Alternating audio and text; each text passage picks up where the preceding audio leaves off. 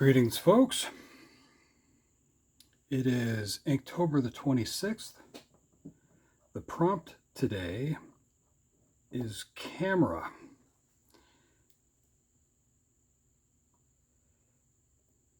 Now, this is a technology that has changed a lot over the years.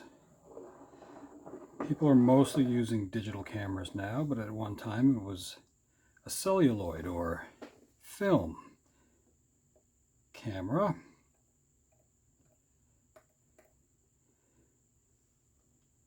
Now let's see what we can do here.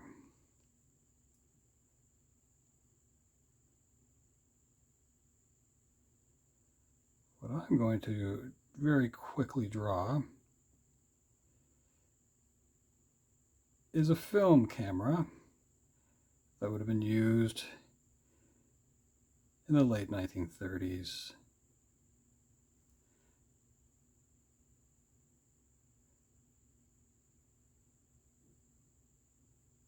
On such films as The Wizard of Oz.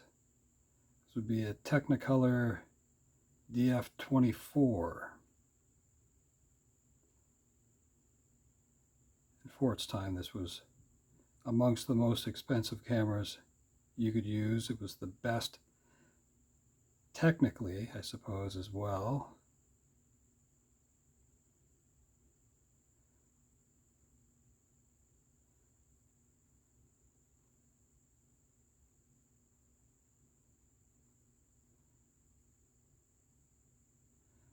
Those were the days when you did your very best not to make too many mistakes because film was so expensive. So like in modern day movie making, it's almost expected that there would be a gag reel, where you'd have like bloopers. And this time, you didn't really want to make too many bloopers. You would get in pretty big trouble, even as a major star. You didn't play too many games. You tried to do things as professional as you could.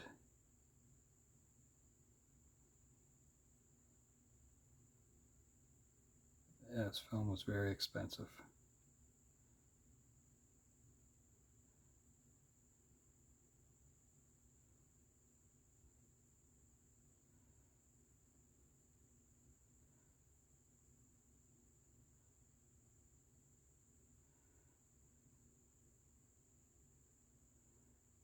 Let's see.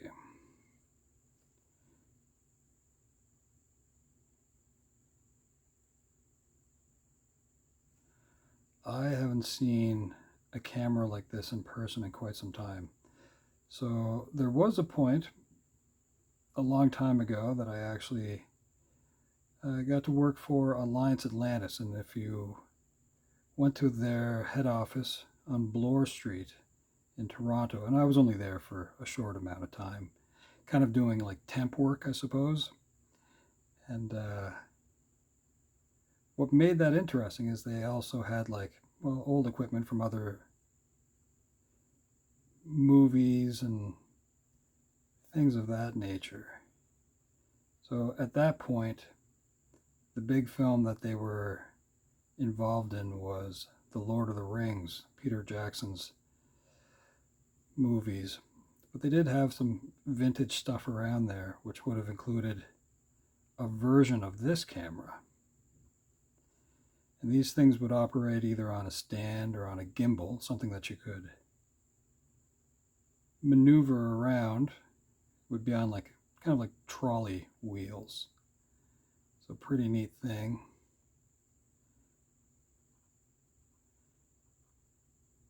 That was quite some time ago that I worked at Alliance Atlantis.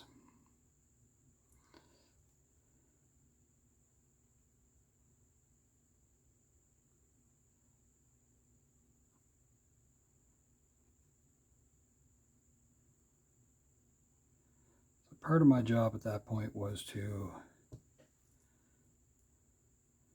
help set up the broadcast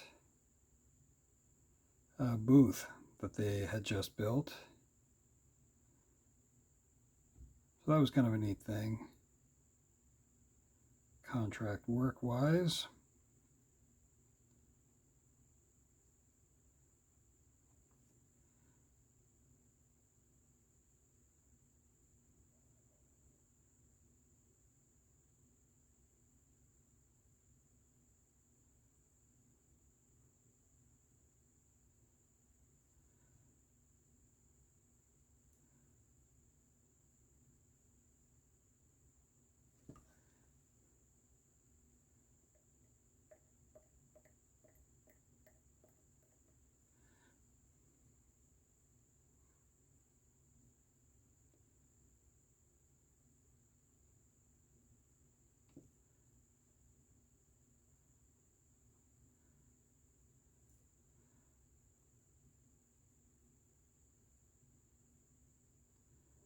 Now, amongst my favorite things, I should say amongst my favorite things, is to try to do fine detail work. And I try to do that as much as possible. But I do like the background stuff too. So not always stuff in the foreground. I do think that looks enough like the camera.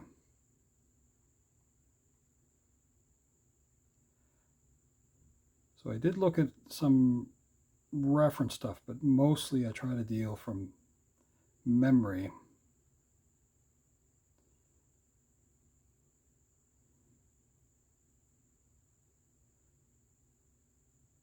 After the fact.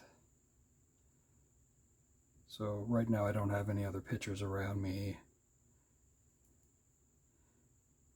which is why this may not be as accurate as as possible.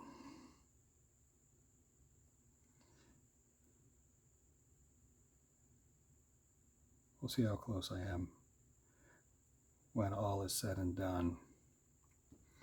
This is also a good opportunity to maybe put some shadow in on something else, since I only do this about 10 minutes at a time.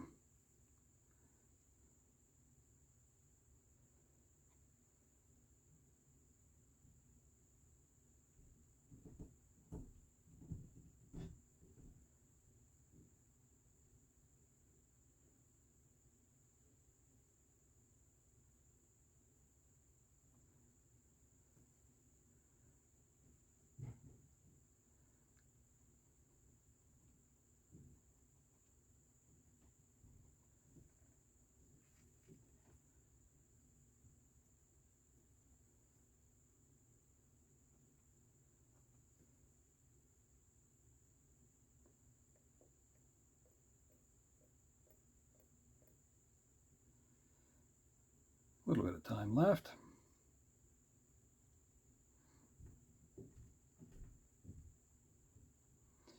It's funny, a lot of us would have used disposable cameras, but the most instant camera that we would have had would have been a Polaroid camera.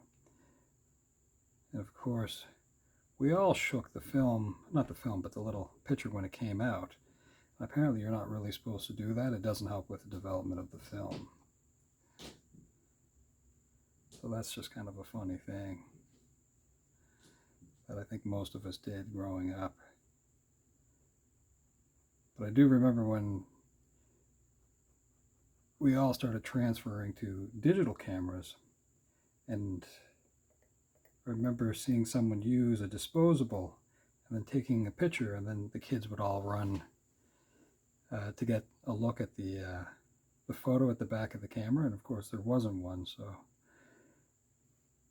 Nellie Smith was pretty awesome.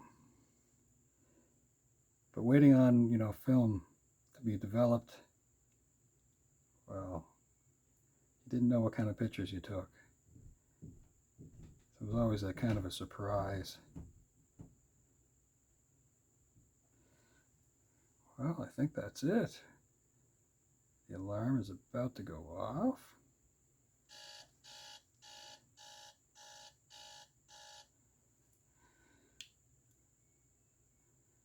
There you are. A mostly from memory Technicolor DF24, I think it's what it's called. A vintage camera that would have been used in old Hollywood. And yeah, that's it. Inktober the 26th. Camera.